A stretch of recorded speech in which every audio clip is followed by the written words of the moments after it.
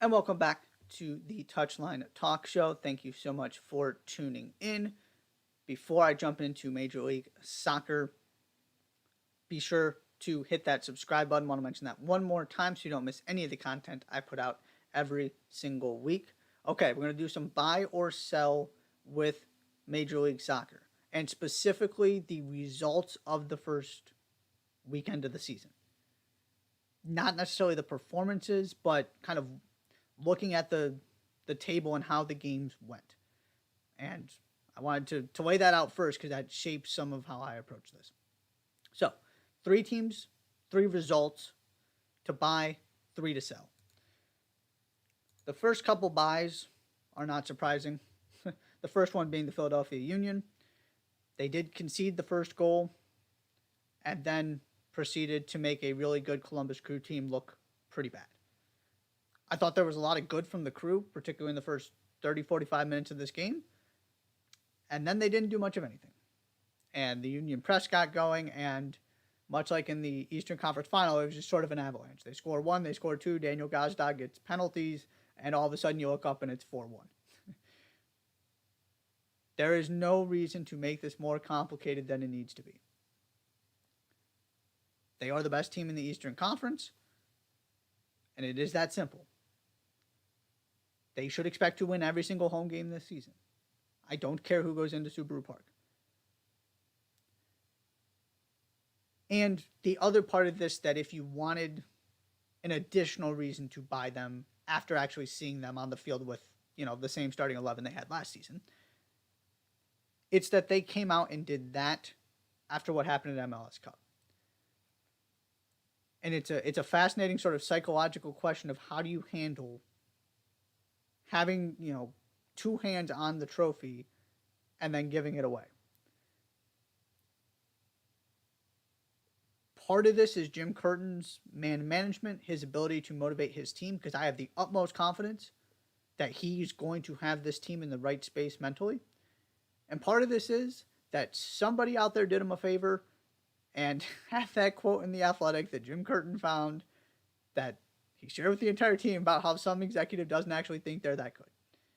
You provided them with the extra fuel in case they needed the little bit of a chip on their shoulder in addition to the unfinished business they have after last season. Another team, another coach, I would be much more worried about sort of the hangover and the disappointment of that. But not Jim Curtin. And clearly not this team, because you saw what they did coming out in their first game, beating Columbus handily. The first team I'm selling, and I talked a little bit about this on my weekend roundup, is St. Louis's win in Austin. I laid out and went through the goals.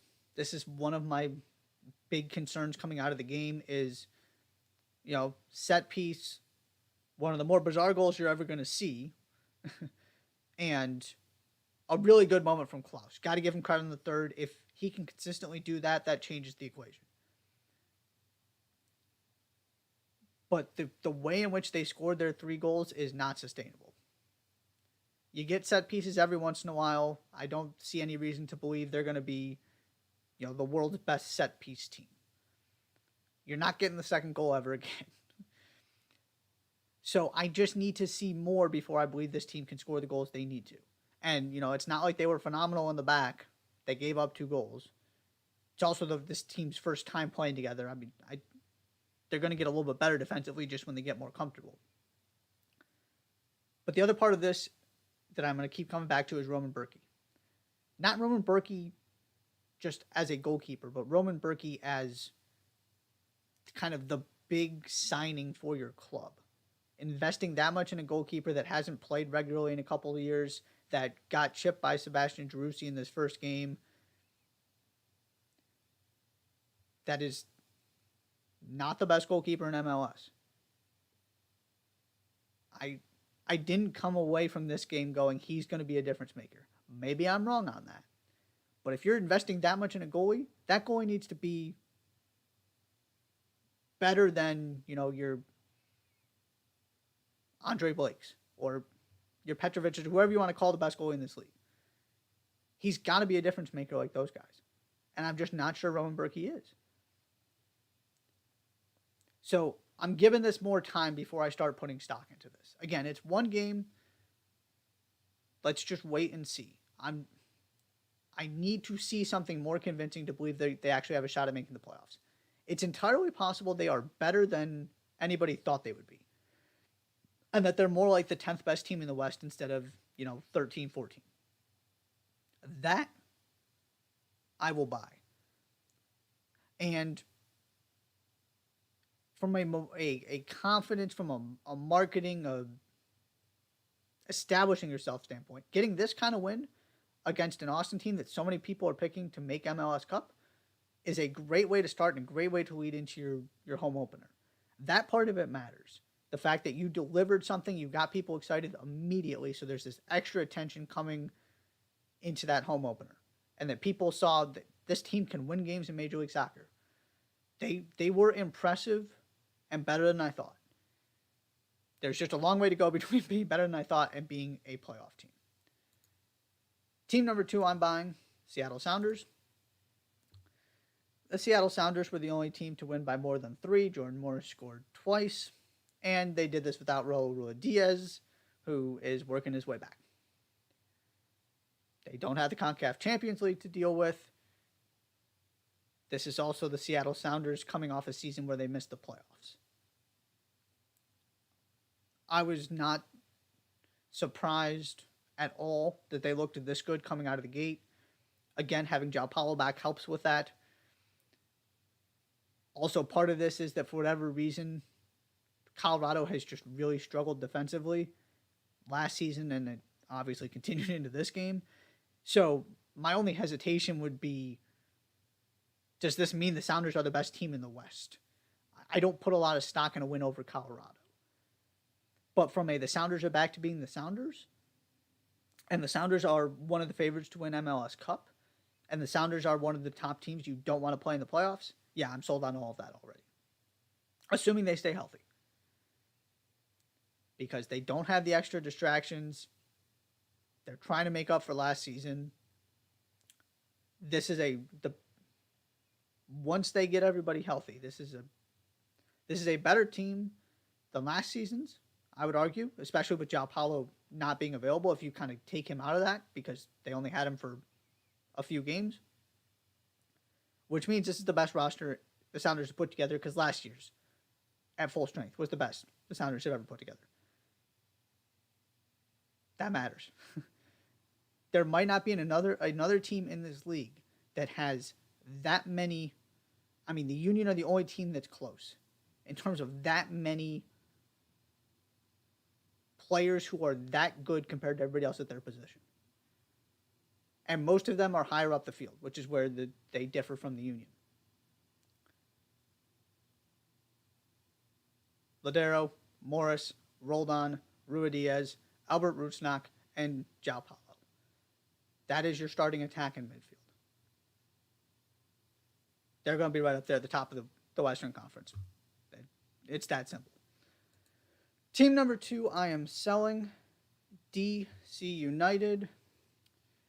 I talked a lot about this on my weekend roundup as well. That win was much more about Toronto's defending being just as bad as it was last season than anything that DC United did. I mean, go look at the goals and how welcoming Toronto were on a couple of those occasions. I just can't come out of that game going, here comes DC United. Maybe they're actually going to be good this year. It's possible because at this point with this league, you just don't know. There are about 4 teams you can feel pretty good about. And outside of that, there's just nobody you can write off at this point because who knows what happens. It is a strange, wonderful league in that sense. And I do buy the importance of this win. I will say that. Coming off of last season, Wayne Rooney gets his first full year in charge. To get 3 points on the board, to get some momentum, some confidence, similar to St. Louis, similar to Atlanta.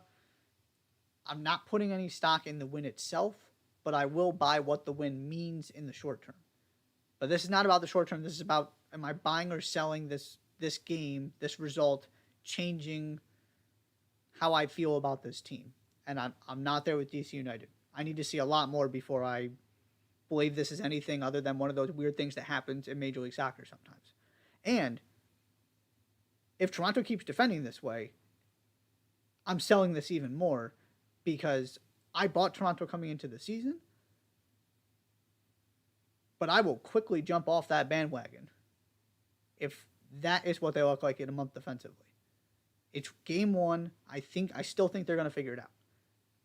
But they did DC a lot of favors, and that's one of the big reasons why I am selling DC United. Third team that I am buying, a little more out there, but still not all that shocking, it's Nashville. I was really tempted to put Nashville in my top 5 of the East. You can go check out that video if you want to see who ended up there instead. I just couldn't bring myself to do it. They probably would have been 6, maybe 7 for me. Because they don't have a goal scorer outside of the best player in the league. And Ake Lobu was supposed to be that guy. It didn't work. You just make life really difficult for yourself when you don't have second and third goal scoring options. That being said, I know it was a center back, but they did score before Hani Mukhtar came on the field. He then proceeded to set up a second goal almost immediately. And their midfield looked really good. They performed really well from front to back in this game. They didn't have the quality they needed up front to finish the game off until Mukhtar came in. That's going to be the problem. That's going to be the question. It's why I can't see them finishing any higher than 5th in the East.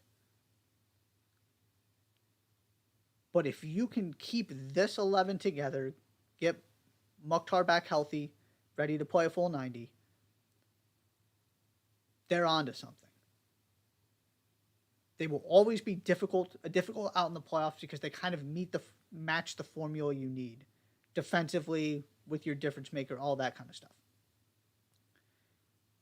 And coming out of this NYCFC game, I'm giving more credit to Nashville than criticism to NYCFC. I was not high on NYCFC coming into the season with everything they lost. They weren't good in this game. I do think they are better than they looked, though. I think that had more to do with how good Nashville was defensively than how bad NYCFC will be. And now James Sands is coming back. That's going to help a little bit. They don't have enough.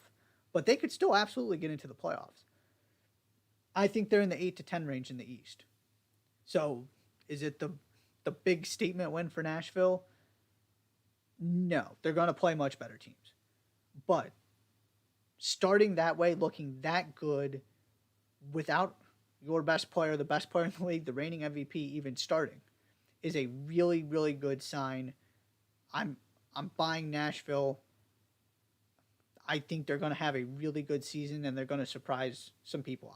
I was surprised, sort of going through all of the MLS soccer.com people's predictions, how low some of them had Nashville. To me, Nashville is easily a top 7 team in the East. I wouldn't be shocked if they cracked the top 5. Top 4, different conversation.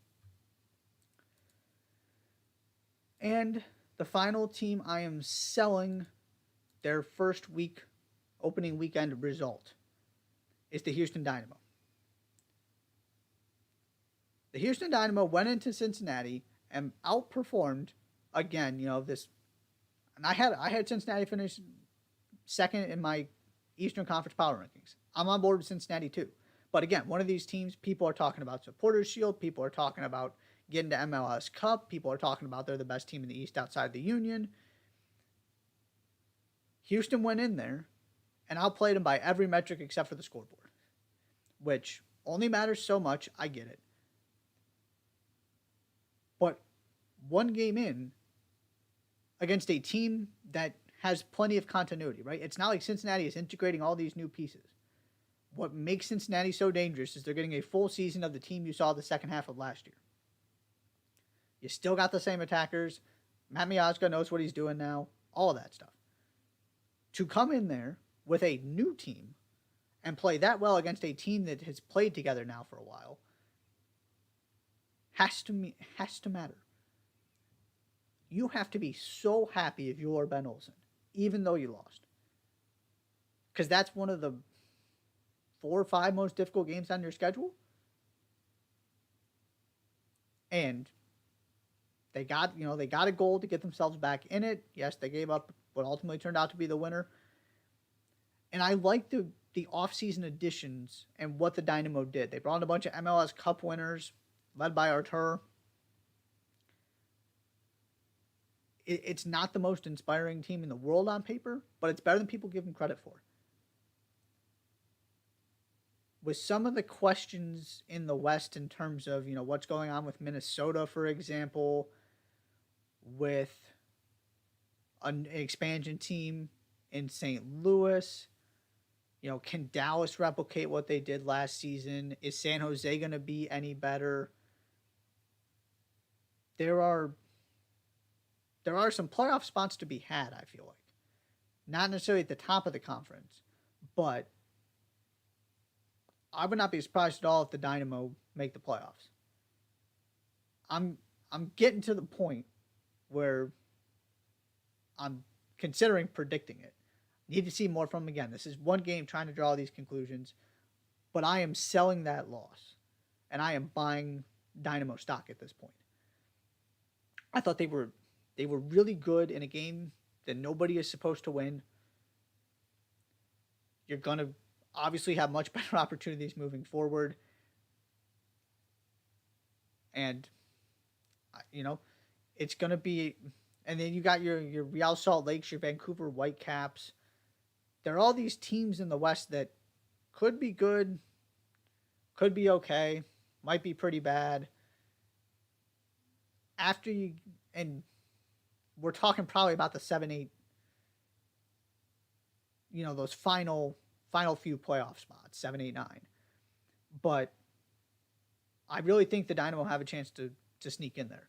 And I feel much, much more confident about that after what they did in Cincinnati. Keep an eye on this team. They could end up being... They're not going to be kind of a factor in the overall landscape, but one of the more intriguing teams in terms of kind of who is going to take that next... Who's going to be the next team to kind of recycle back to the top of the league. You saw, right, Cincinnati had their going from consistently being the worst defensive team in the league to what they did last season. They're kind of the team that's cycling to the top now. And you're trying, the Galaxy are trying to get there. I think the Dynamo could be starting on that path. That's how impressed I was with what they did in Cincinnati. Of course, it's one game. I may want to take all that back in 2 weeks. But for right now, I am selling the Dynamo's lost, buying the Dynamo stock. Watch out for them the next couple weeks. See if they can continue these performances and actually pick up some points.